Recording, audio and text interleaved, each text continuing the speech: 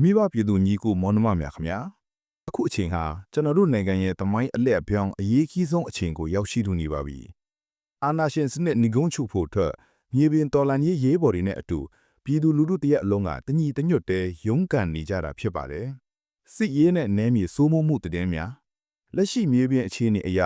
နိုင်ငံတော်ဝန်လုံးရှိတော်လှန်ရေးအင်အားစုတွေဟာစစ်ဗျူဟာအရာအရေးပါတဲ့မြို့ရွာတွေကိုတစ်ခုပြီးတစ်ခုထိန်းချုပ်နိုင်လာနေပြီဖြစ်ပါတယ်အထူးသဖြင့်ရှမ်းပြည်နယ်မြောက်ပိုင်းကချင်ပြည်နယ်ရခိုင်ပြည်နယ်နဲ့ကရင်နီဒေသတွေမှာအကြမ်းဖက်စစ်ကောင်စီရဲ့စခန်းပေါင်းများစွာကိုတိုက်ခိုက်သိမ်းပိုက်နိုင်ခဲ့တာဟာအာဏာရှင်ရဲ့ရန်တရားဟာဘလောက်အထိရိုင်နေနီးပြီလဲဆိုတာကိုတက်တည်ပြနေတာပါစကိုင်းတိုင်းနဲ့မကွေးတိုင်းကဒေသခံကာကွယ်ရေးတပ်ဖွဲ့တွေဟာလည်းကျေးလက်ဒေသတွေကိုအပြေကဝစိုးမိုးထားနိုင်ပြီးပြည်သူ့အုပ်ချုပ်ရေးရန်တရားတွေကိုစတင်အကောင့်ထဲပေါ်နေပြီဖြစ်ပါတယ်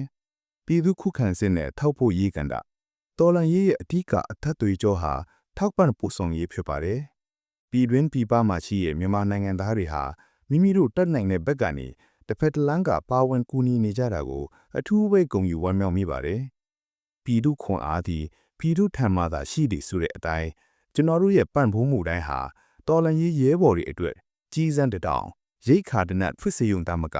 စိတ်သက်ခွန်အားကိုပါမြင့်တင်ပေးရရောက်ပါတယ်။ဒါကြောင့်အောင်ပွဲနဲ့နီးကပ်လာတဲ့အမျှထောက်ဖို့လမ်းကြောင်းတွေကိုပိုမိုအားကောင်းအောင်ဆက်လက်ဝန်းရံပေးကြဖို့တိုက်တွန်းလိုပါတယ်။အရေးပေါ်လုံခြုံရေးတတိပေးချက်များ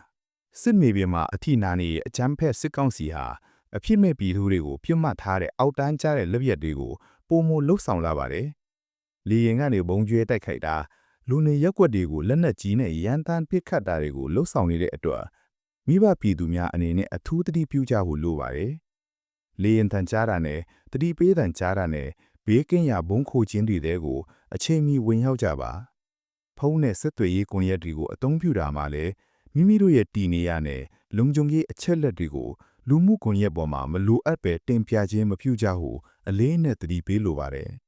သတင်းသူနဲ့ဝါဒဖြန့်မှုများအားတိုက်ခတ်ခြင်း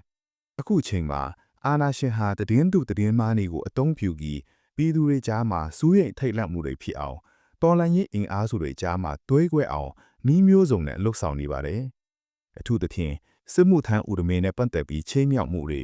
လျှက်စစ်မီးနဲ့ကုံစင်းနှုံးတွေကိုအကြောင်းပြုပြီးစိတ်ပြစ်အောင်လှုပ်ဆောင်မှုတွေကိုတတိနဲ့ရှင်ပြီးကြည်မြင်ကြပါ။ခိုင်မာတဲ့သတင်းစာနယ်တွေကထုတ်ပြန်တဲ့သတင်းတွေကိုပဲယုံကြည်ပါ။စိတ်တက်မကြပါနဲ့။ငါတို့အားလုံးစီးလုံးနေတဲ့၍ဘယ်လိုအတအဆမျိုးကိုဆိုကြော်ဖြတ်နိုင်မှာထဲပါရဲ့။နေကုန်းချုပ်နဲ့အောင်ပွဲအတွက်ကတိကဝေကျွန်တော်တို့ရွေးချယ်ထားတဲ့ဒီလမ်းဟာခက်ခဲချမ်းသာမှန်တီးပြီးမဲ့နောက်ဆုံးမှာတော့လွတ်လပ်မှုနဲ့တရားမျှတမှုစီကိုရောက်ရှိမှာအသေးကြပါပဲဖိနှိပ်ခံရမှုတွေကနေလွတ်မြောက်ဖို့အတွက်မျိုးဆက်တွေရဲ့အနာဂတ်အတွက်ကျွန်တော်တို့အယော့မပေးပဲဆက်လက်တိုက်ပွဲဝင်သွားကြပါမယ်တော်လန်ကြီးမှာအသက်ပေးသွားခဲ့တဲ့သူတဲဘော်ရဲဘော်များနဲ့ပြည်သူများကိုအစဉ်မြဲဥညွတ်ဂုံယူလျက်အောင်ပွဲရတဲ့အထိလက်တွဲမဖြူချခဲ့ကြီးလူဂတိဖြူချရအောင်ပါ